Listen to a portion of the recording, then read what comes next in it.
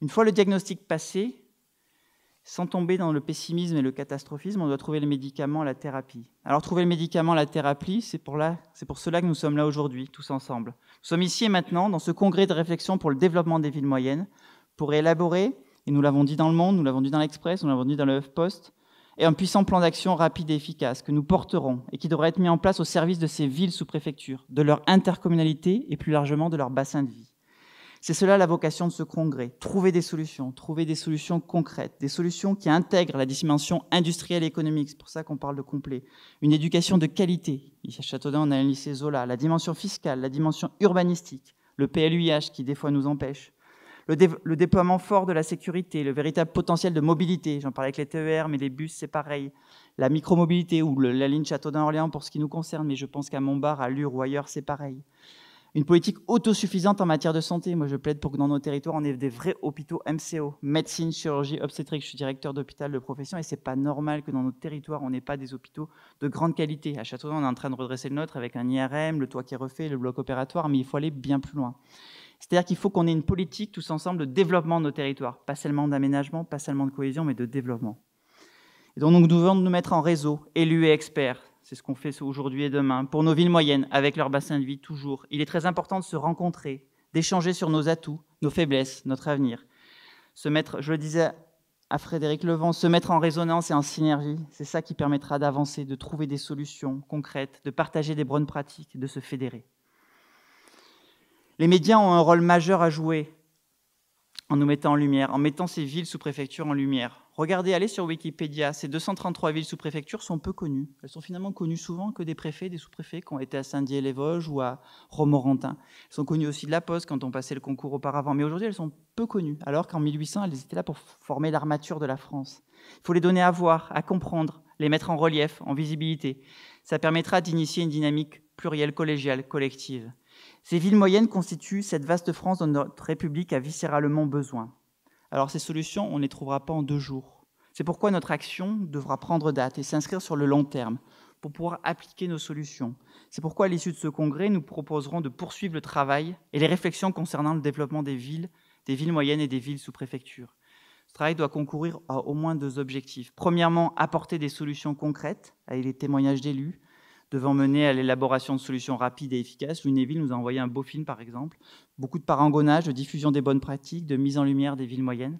Et deuxièmement, valoriser l'action de ces villes adhérentes et à les accompagner dans leur croissance, leur développement, pour qu'elles puissent faire entendre leur voix et peser dans les décisions publiques.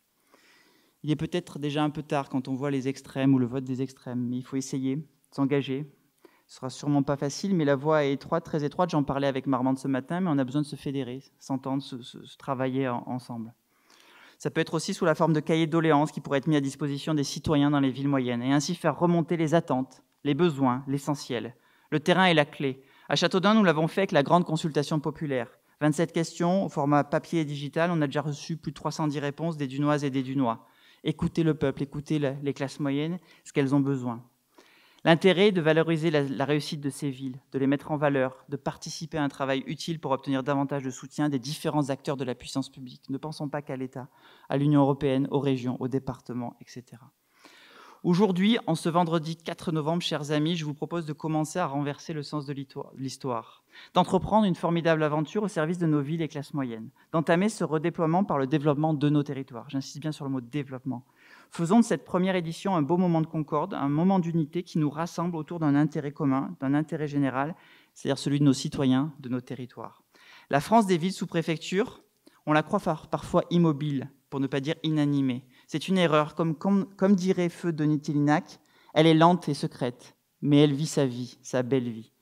Ayant tous ensemble l'ambition d'être utile au service de l'intérêt général, l'ambition de renverser la table, c'est-à-dire de proposer des mesures fortes, radicales, puissantes, audacieuses, pour permettre à la France de redécouvrir pleinement les formidables opportunités présentes sur son territoire. Et j'ai une forte pensée pour les Outre-mer, le Marin, Pointe-à-Pitre, qui souffrent également, et toutes ces villes sous préfecture ou villes moyennes, en améliorant donc l'écoute et le dialogue avec les citoyens, en étant pleinement centrés géographiquement au cœur de la France. Et pensons toujours, moi j'ai souvent ça à l'idée de par mes études, mais que nos républiques sont mortelles, que nos démocraties ne sont pas infinies. Pensons au siècle de Périclès dans la Grèce antique, Après lui, et à la suite de lui, on a perdu nos démocraties pendant plusieurs siècles, pour ne pas dire plusieurs millénaires. Il faut les soutenir, et ça passe par les villes moyennes, par les villes sous préfecture. Merci de votre attention.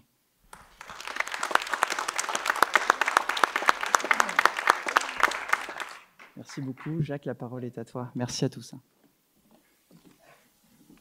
Merci infiniment, cher Fabien, de m'avoir convié. La première fois que vous êtes venu me voir, je me suis demandé pourquoi diable vous étiez venu demander l'avis de quelqu'un qui est plutôt connu pour travailler sur le monde, sur la globalisation et sur les grands enjeux de la planète et pas sur les enjeux locaux. Et vous m'avez tout de suite convaincu par un argument très simple qui m'a paru très fort, à savoir que c'est par le déclin des villes moyennes que progressait l'extrémisme.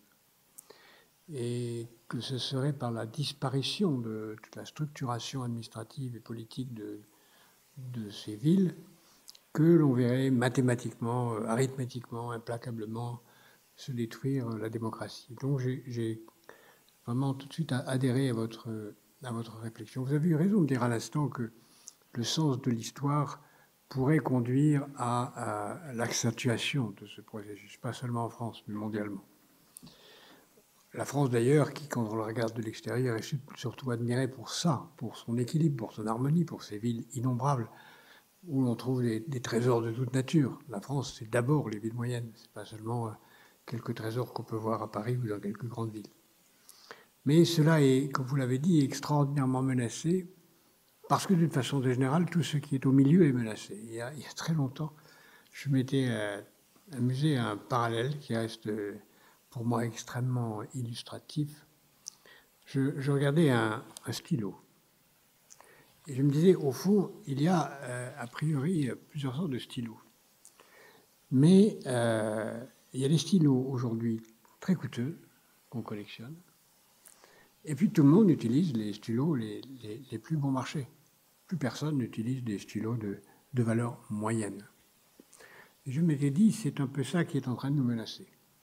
La prolétarisation de l'ensemble au bénéfice de quelques-uns. C'est évidemment ce qui est en train de se passer avec l'accumulation des fortunes, la concentration des richesses, la prolétarisation d'un très grand nombre de professions, dont d'ailleurs très souvent, et c'est un jour particulier pour en parler, la féminisation y participe, puisque la féminisation est une ruse de la prolétarisation, puisqu'on paye moins bien les femmes, donc en faisant que certains métiers de santé, d'éducation et autres deviennent féminins, cela facilite leur prolétarisation. Et dans cette prolétarisation générale des classes moyennes, qui s'accompagne d'un sentiment de frustration, de colère, de refus, il y a le germe de la négation, la remise en cause de la démocratie, du refus des autres, de la fermeture sur soi, de l'apologie du passé, de la nostalgie et de tout ce que ça conduit, on le sait, comme virus dans nos sociétés.